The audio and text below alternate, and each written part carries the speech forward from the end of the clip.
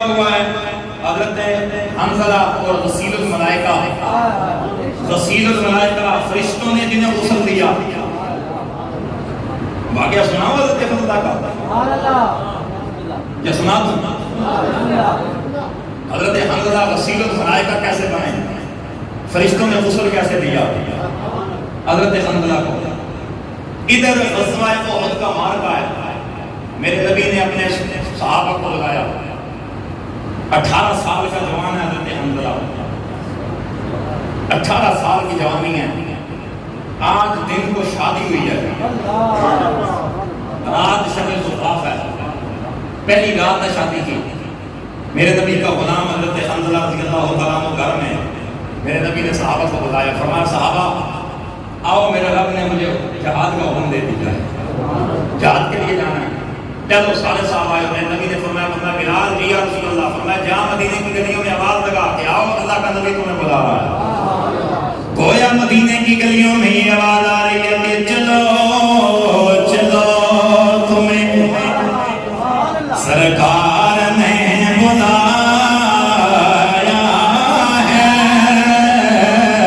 چلو چلو تمہیں سرکار نے بلایا. سبحان اللہ. بندہ بول کے آگے چلو چلو تمہیں سرکار نے بلایا.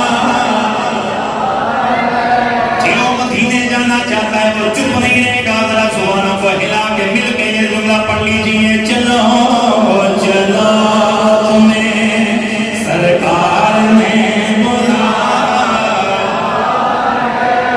چلو چلو سرکار نے بلایا. نوازنے کے لیے تمہیں سرکار نے بلایا. مسجد کی فضا کو مل کے صدا لگائیں. چلو چلو تمہیں سرکار نے بلایا. چلو چلو سرکار نے. عبادت سے بیٹھ جائیں بھائی. بھائی اگر سمجھنے کی چیز سب بچھائیں بھائی. خادم صاحب کے ذرا سب بچھائیں اور بیٹھ جائیں سب لوگ اندر. چلو چلو تمہیں سرکار نے. میرے نبی کا غلام حضرت حنظلہ 18 سال کا نوجوان ہے. 18 سال کا نوجوان ہے. آج کے دن شادی ہوئی ہے. رات کو شادی ہوئی ہے. شادی کی پہلی رات ہے. ادھر آواز کانوں میں پڑی اللہ کا نبی تمہیں بلا رہا ہے. ادھر جلدی جلدی اٹھے. جب کانوں میں آواز بج پڑی کہ اللہ کا نبی تمہیں بلا رہا ہے. چونکہ اس نے سن رکھا ہے جب تمہیں اللہ یا اس کا رسول بلائے دیر نہیں لگانی. اللہ کا نبی تمہیں بلائے دیر نہیں لگانی. فوراً اللہ نبی کے دربار میں آ جانا ہے. کہ قرآن کا حکم آپ کے مد نظر تھا. فوراً اٹھے اور بھاگنا شروع کر دیا. غسل کرنا یاد نہ غسل کرنا یاد نہ. شادی کی پہلی رات ہے. غسل کرنا یاد نہ. کانوں میں آواز پڑی اللہ کا نبی بلا رہا ہے. دوڑتے ہوئے میرے نبی کے دربار میں پہنچے. میرے نبی نے فرمایا کہ جہاد کے لیے جانا ہے. تلوار لی سیدھے میدان جہاد میں. تلوار لی میدان جہاد کے اندر ادھر جلتے ہوئے کافروں کے پشتوں کے پشتے لگا رہے ہیں. آخرکار شہید ہو گئے. آخرکار شہید ہو گئے. جب ادھر جنگ ختم ہوئی میرے نبی نے فرمایا کہ شہیدوں کی لاشوں کو جمع کیا جائے. 70 بندے احد کے میدان میں صحابہ شہید ہو گئے. جب ان لاشوں کو جمع کیا گیا باقی لاشیں مل گئی. حنظلہ کی لاش نہیں ہے. حضرت حنظلہ کی لاش نہیں ہے. صحابہ میرے نبی کے دربار میں یا رسول اللہ سارے غلاموں کی لاشیں مل گئی ہیں. حنظلہ کی لاش نہیں ہے. حنظلہ کی لاش نہیں ہے. میرے نبی نے آسمان کی جانب دیکھا. میرا نبی غیب دان نبی ہے. میرے آقا تو جان لیتے کہ حنظلہ کی لاش کدھر ہے. لیکن میرے نبی بار بار آسمان کی جانب دیکھ رہے ہیں.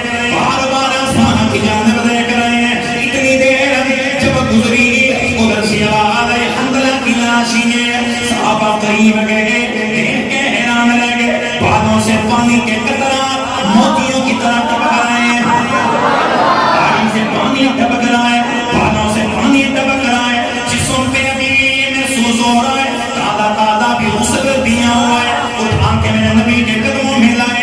یا رسول اللہ, حضرت کی لاش کے آسات یہ عالم ہو گیا ہے کہ پانی کے قطرات ٹپک رہے ہیں, پانی کے ذرات ٹپک رہے ہیں. میرے نبی نے فرمایا دراصل میرے غلاموں معاملہ کچھ یوں ہوا ہے, حنظلہ پہ غسل واجب تھا, میرے غلام پہ غسل واجب تھا, غسل کرنا یاد نہ رہا. میرا حکم جب کانوں میں پڑا دوڑ کے میری بارگاہ میں آ گیا, میدان جہاد میں آ گیا, ادھر شہید ہو گیا. اللہ کی رحمت نے گوارا نہ کیا, اللہ نے فرشتوں کی یہ ڈیوٹی لگا دی کہ حنظلہ کی لاش کو آسمانوں پہ لے جا کر کوثر کے پانی سے غسل دے کے لائے.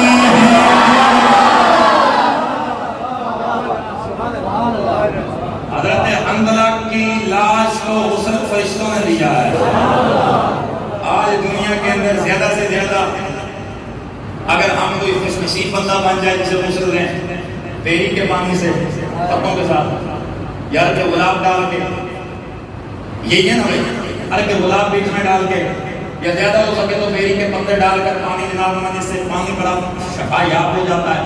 ارے کہ گلاب ڈالو تو یہ پانی بڑا شفا یاب ہو جاتا ہے. لوگ ناز کرتے ہیں میرے والد صاحب مرے تو میں نے ارے کہ گلاب سے غسل دیا تھا, میرے والد صاحب مرے میں نے بیری کے پتوں سے ان کو غسل دیا تھا. تو سونا بیری کے پتے یہ عام چیز ہے, ارے کہ گلاب عام چیز ہے, اور یہ غسل کا پانی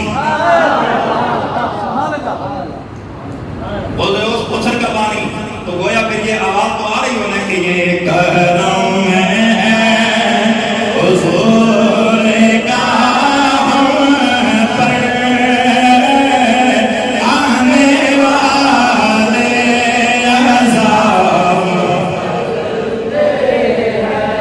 یہ کرم ہے حضور کا ہم پر